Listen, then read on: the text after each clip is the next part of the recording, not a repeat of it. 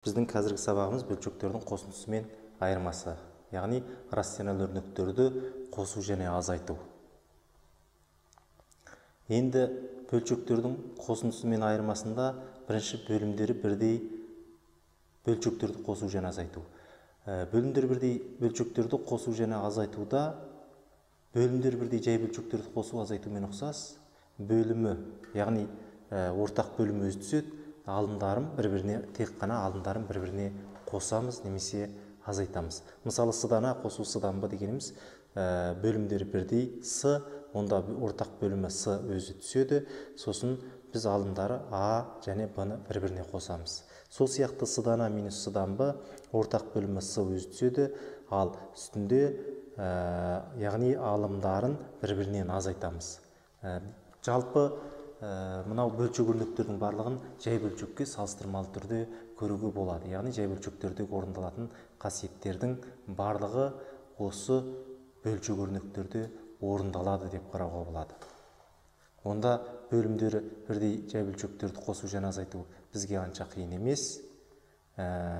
Сол бойынша мысалдар көрейік. Онда бірінші мысал 15а-дан 3а минус 7b қосылған 15а-дан 2а қосу 2b. Онда жаңағы айтылған ереже бойынша бізде ортақ бөлімі 15а б өзі түседі.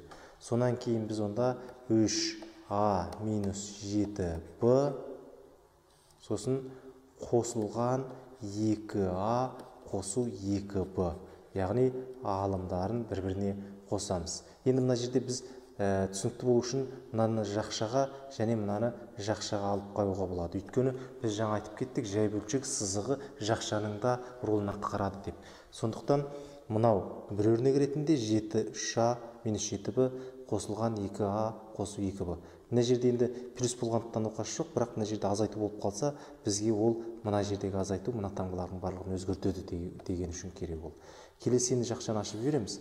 15а бұдан 3а минус 7б қосылған 2а қосу 2б. Ары қарай ұқсас мүшелерді біріктіреміз. 3а менен 2а ұқсайды, яғни 3аға 2а-ны қосқан кезде бізде 5а болады. Ал минус 7б менен плюс 2б-ны біріктіреміз. Сонда минус 7б плюс 2б, сонда бізде болады минус 5б. Минус 5б. Ал мына жерде бізде 15а б. Біз ондай болатын болса, алымынан ортақ көбейткіш 5-ті жақшаның алдына шығарып жіберуге болады. 5-ті шығарып жібереміз. 5-ті кей балалар мысалы мына 5 пенен 15-ті былай қысқартып, мына а мен мына а-ны былай қысқартып жататын жағдайлар болады. Бұлай істеуге мүлде болмайды. Өйткені бізде мына жерде ортасы минус. Тек қана көбейту болған жағдайда, көбейткіште жіктелгенден кейін барып қысқартуға болады дедік біз. Онда 5 жақшы ішінде а минус б, яғни 5 жақшаның алдына шығарып жібердік. Сосын астында 15а б. Енді бұны қарасақ, енді көбейткішке жіктелді, қысқартуға болады. Яғни біз 5 пенен 15-ті қысқартуға болады. Өйткені 5 мына өрнекпен көбейтіндер ретінде тұр. Онда мынада 3 қалады бізде, ал 5-те 1 қалады. Сондықтан 3а-дан а минус б деген өрнек қалды деген сөз. Онда екінші мысал а квадрат қосу 9 бөлімінде 5а минус 15 минус 5а минус 15-тен 6а. Яғни бұл жерде азайту, бөлімдері бірдей жай бөлшек, яғни бөлшек өрнектерді азайту. Онда біз жаңағы ортақ бөлімін өзін түсіреміз да, яғни 5а минус 15-тен мынада а квадрат қосу 9, сосын минус 6а болады бізде. Сонан ары қарай тең 5а минус 15, мынау жақшаны ашып қойсақ, а квадрат қосу 9 минус 6а. Біз мына минус 6-ны былай әкелетін болсақ, яғни мынау формулаға келіп тұр. Яғни мына жерде бізде мынау а квадрат минус 6а қосу 9 деген сөздің екеуін минус 6-ны былай ауыстырып жіберсек. Онда бөлігінде 5а минус 15. Енді бізде мынау жаңағы толық квадраттардың айырмасының формуласына келіп тұр. Немесе а минус 3-тің жақша сыртында квадрат, яғни формулаға келіп тұр бұл. Астынан ортақ көбейткіш 5-ті шығарамыз. Сонда бізде а минус 3 қалады астында міне. Енді ары қарай бұны қысқартып жіберуге болады. Қысқаратын болса, ең соңында азайтып болғаннан кейін қысқартып қоюға болады бізде. А минус 3 пен А минус 3 қысқарады. Сонда үстінде А минус 3-тің біреуі қалады. А минус 3 және астында 5 қалады деген сөз. Енді бөлімдері әртүрлі бөлшектерді қосу азайту. Бөлімдері әртүрлі бөлшек өрнектерді бір-біріне қосып және азайтқан кезде жай бөлшектерді қосу азайтумен ұқсас, оларды біз ортақ бөлімге келтіреміз. Ортақ бөлімге. Яғни b-дан а қосу d-дан с дегенді біз мысалы ортақ бөлім мынаған d береміз. Мынаған d береміз мысалы. Ал мынаған b береміз ортақ бөлім ретінде. Яғни біз көрейік, b-дан а қосу d-дан с. Сонда ортақ бөлімге келтіру үшін біздің ортақ бөліміміз b, d болады. Онда мынаған d, яғни алыммен бөліміне бірдей d-ны көбейтеміз. Ал мынаған алымына және бөліміне бірдей b-ны көбейтеміз. Сонда бізде ортақ бөлім, яғни мынау b, d-дан a-ды. Қосылған b, d-дан b-сы. Ал екеуі де ортақ бөлім b-ға келгендіктен, сондықтан бұл b, d-дан a-ды қосу b-сы болады. Онда біз міне b-дан a-ды қосу b-сы деген өрнек осыдан келіп отыр деген сөз. Ортақ бөлімге келтіріп барып, жаңағы бөлімдері бірдей бөлшектерді бір-біріне қосу бойынша қоса береміз. Ал азайтуда да сол сияқты ортақ бөлімге келтіріп, сосын барып ортақ бөлімнің өзін түсіріп, алымдарын азайтамыз. Енді осы бойынша үшінші мысалды қарайық.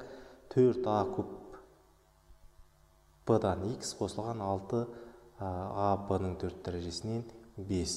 Ондай болатын болса, бірінші біз ортақ бөлімі не деген нәрсені бірінші тауып алуымыз керек. Яғни бізде бірінші өрнектің бөлімі 4а куб b және екінші өрнектің бөлімі бізде 6а b-ның 4 дәрежесі. Бірінші ортақ бөлімді ойлаған кезде біз 4 пен 6-тан бастап қарастырамыз. 4 пен 6-ның ең кіші ортақ еселігін табамыз. Яғни олардың ең кіші ортақ еселігі 4-те 6-да бөлінетін сан ол 12. Онда бізде 12 ортақ бөлім ретінде аламыз. Ал а-ның кубы және а-ға келген кезде біз дәреже көрсеткішінің үлкенін аламыз. Яғни а-ның кубы болады деген сөз. Өйткені а-ның кубының құрамында а-да бар деген сөз. Ал енді біз b менен b-ның 4 дәрежесінде жаңа айтып кеттік, дәреже көрсеткішінің үлкені b-ның 4 дәрежесін аламыз деп. Осыдан түсінікті болды. Біз онда 4а куб болу үшін мынаған нені көбейтіп беретініміз, мынаған нені көбейтіп беретініміз. Онда біз мына жерде 4 ол 12 болу үшін, сонда бізде мынау дегеніміз ол 4а куб b-ны нешеге көбейткен кезде 12а куб b-ның 4 дәрежесі болады. Онда бұны 4-ті 3-ке көбейткенде, сосын а кубтың өзі бар. Енді b-ның 4 дәрежесі болу үшін мына жерде b-ның 3 дәрежесін толықтап көбейтіп береміз мысалы. Сонда ол тең болады 12а куб b-ның 4 дәрежесі. Ал мынау да сол сияқты. Онда біз алымына бөліміне түсінікті болу үшін жерге жазайық. Екеуіне де 4а куб b көбейтіп береміз. 3 b-ның кубын. Үстіне де онда x-ке де көбейтіп береміз. 3 b-ның кубын. Қосылған 6а b-ның 4 дәрежесі, бұған біз көбейтіп береміз 12 болу үшін. Онда біз бұған 6 12 болу үшін 2-ні көбейтеміз. Сонан кейін ол а-ның кубы болу үшін а-ның квадратын көбейтеміз. Ал b-ның 4 дәрежесі өзі бар, сондықтан тұрады. Онда 5 көбейту 2 а-ның квадраты көбейттік деген сөз. Сонда ол тең болады бізде жаңағы ортақ бөлім. Мынауда 12 а-ның кубы b-ның 4 дәрежесінен 3 x b куб немесе b куб x деп жазуға болады. Қосылған бізде онда мынау 2 6 12 a-ның көбі b-ның 4 дәрежесінен 2 5 10 a квадрат. Енді ортақ бөлімге келді. Ары қарай ортақ бөлімнің өзін түсіреміз. 12 a-ның 3 дәрежесі, b-ның 4 дәрежесі. Сосын 3b куб x деп жазайық біз енді.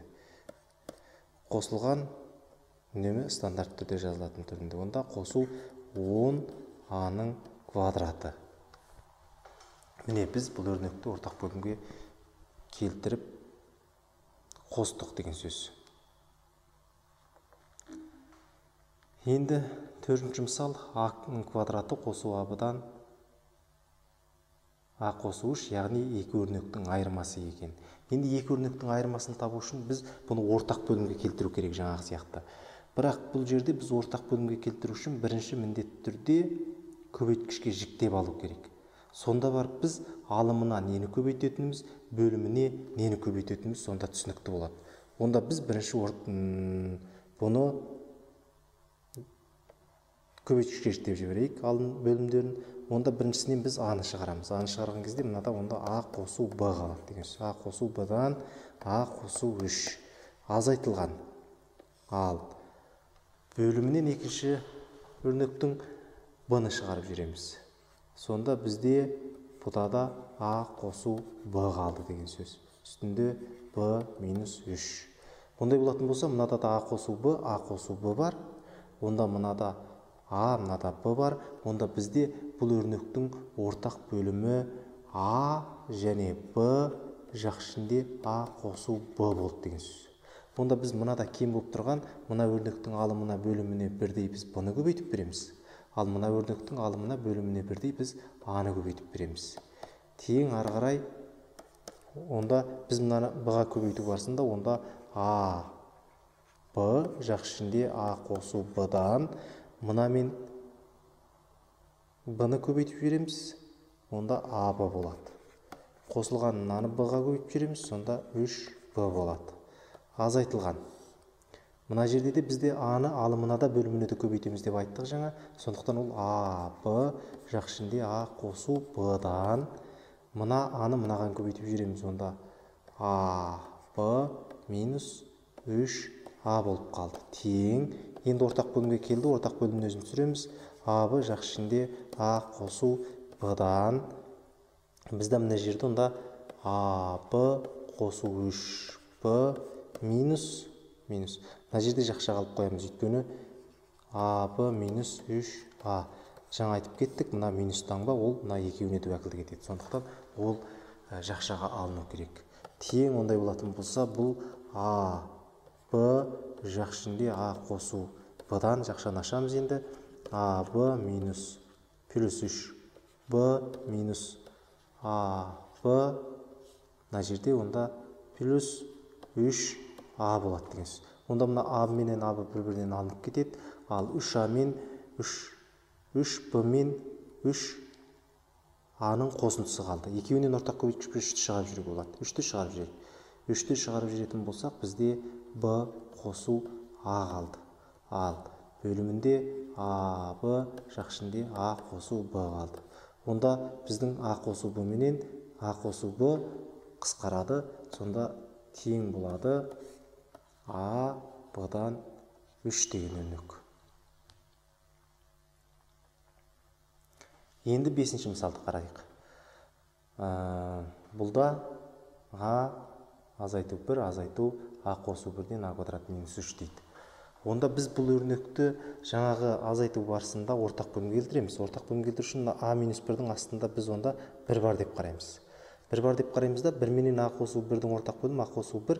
Онда біз мынаған a қосу 1-ді көбейтіп береміз. Сонда бірінші өрнекте бізде мынандай, яғни a қосу 1-ден a қосу 1-ден a қосу 1 a азайту 1 деген. Онда азайтылған a қосылған 1-ден a-ның квадраты минус 3 тең. Енді ары қарай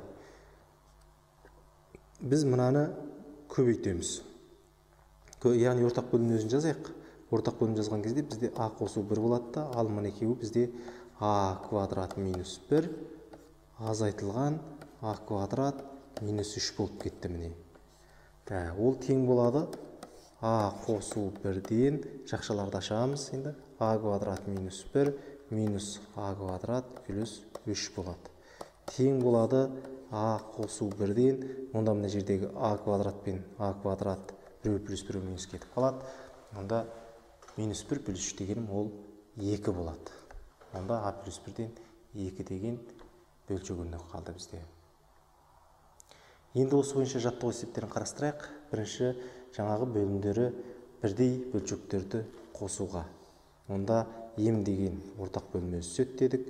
Сосын а минус x плюс b плюс x, яғни бөлімін, ортақ бөлімін өзін түсіріп, алдындарын бір-біріне қосамыз.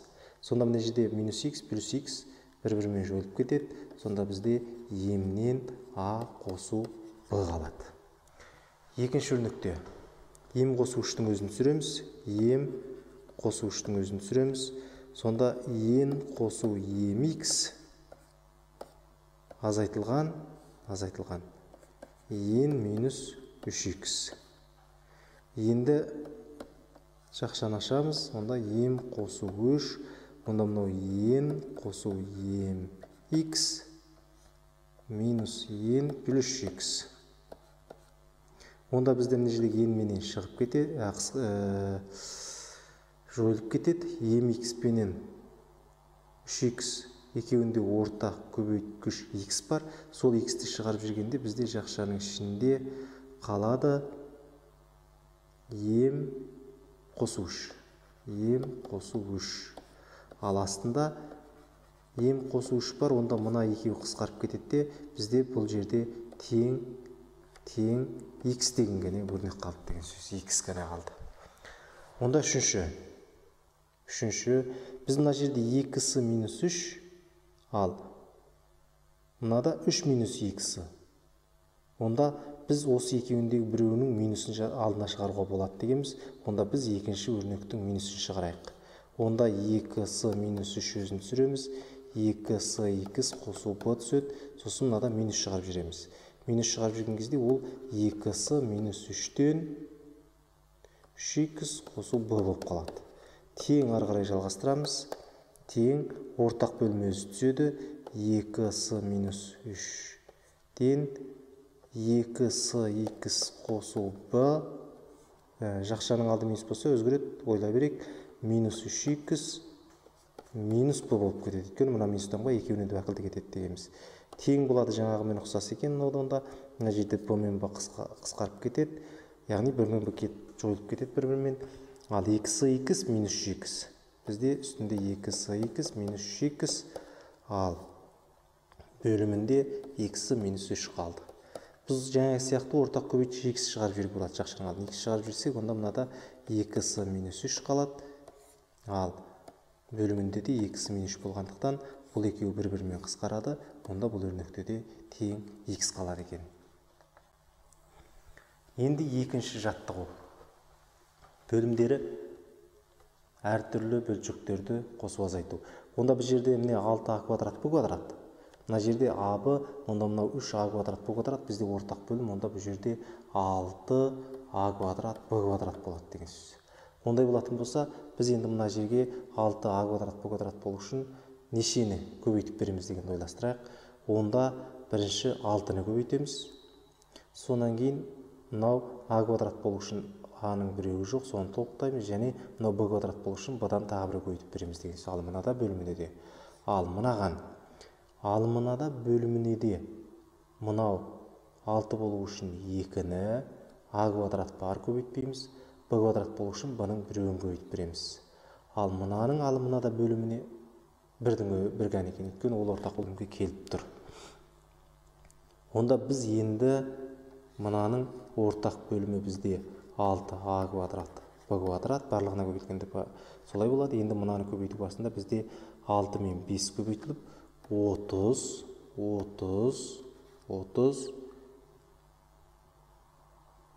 ab x болады.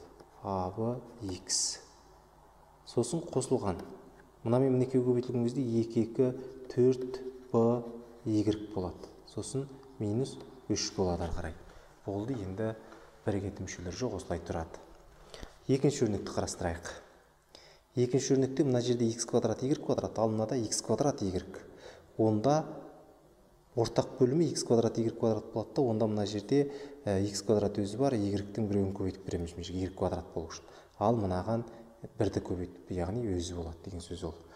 Онда біз ортақ бөлімі x квадрат y квадраттан дейміз. Мұнан y-ті көбейтіп жүру барысында 5 y x квадрат, немесе x квадратты алдымен жазу керек жаңа. X квадрат жарайды, оқасы жоқ, минус онда 3 y квадрат болады. 3 y квадрат болады.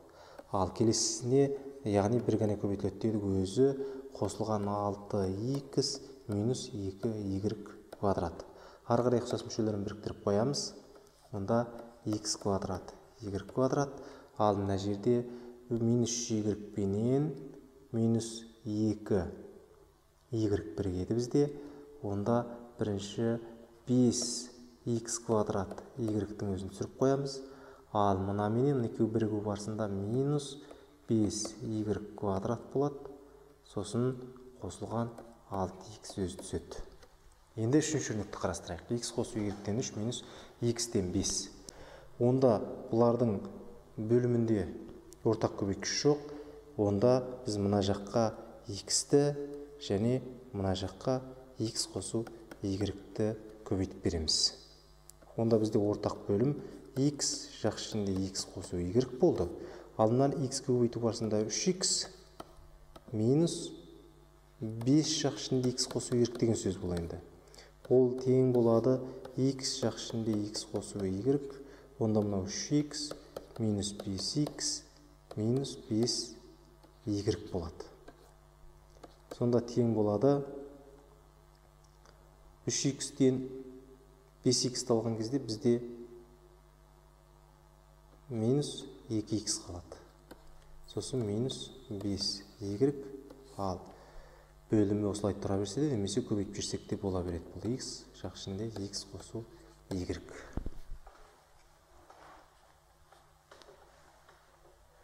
Енді үшінші жаттығу.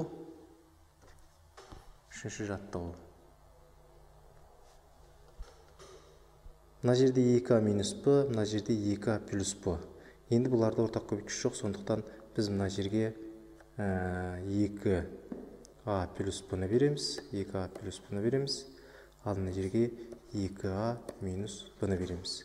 Сонда бізде ортақ бөлім 2a минус b, 2a плюс b-дан. Мынау бізде 2a плюс b болып кетті.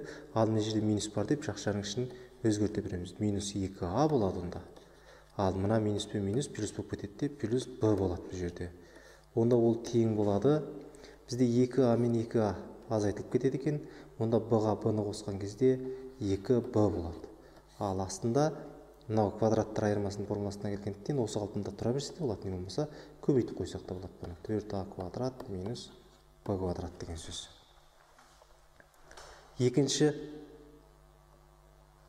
Біріншіміз мынаны көбейтуші дейміз.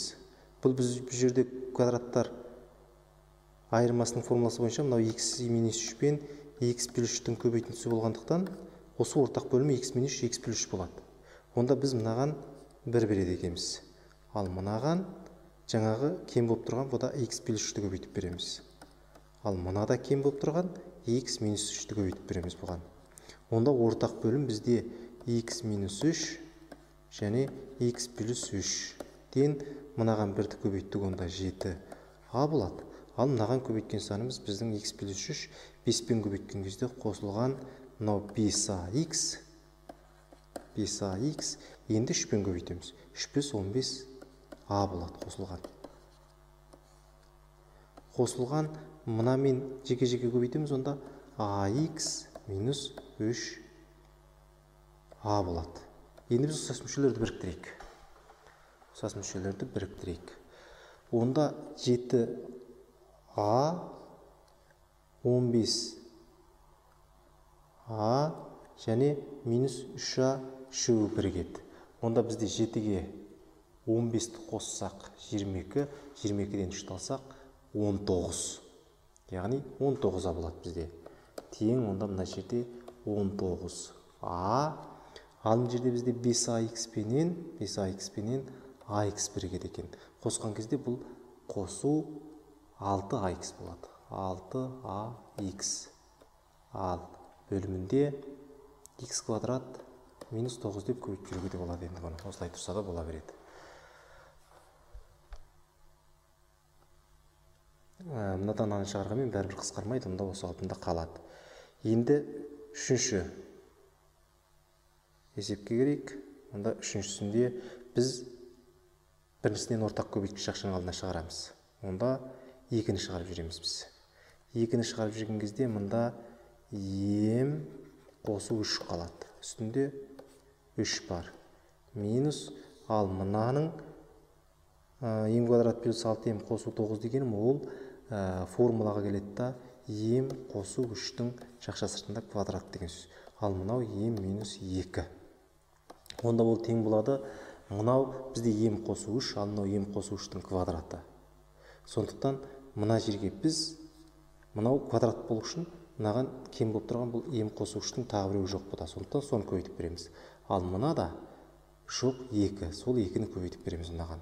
Сонда ол ортақ бөлімге келеді деген сөз. Онда бізде ортақ бөлім тең болады 2 жақ ішінде ем қосу 3-тің квадраты болады. Ал біз мынаны көбейту барысында 3 ем қосу 9 болады деген сөз. Азайтылған. Енді 2 мен мынаны көбейткен кезде 2 ем, ал минус плюс болып кетеді. Онда мына жерде плюс 4 болып кетеді. Тең ары қарай енді 3 емнен 2 ем ұқсас мүше бірігеді. 3 емнен 2 емді алған кезде бізде ем қалады. Ал 9 бенен 4-тің қосындысы қосылған 13 болады. Бөлімінде 2 жақ ішінде ем қосу 3-тің квадраты. Енді бұл қысқармайды, ары қарай осы алдында қала береді деген сөз. Онда осымен бүгінгі сабағымыз аяқтады. Келесі кездескенше аман сау болыңыздар.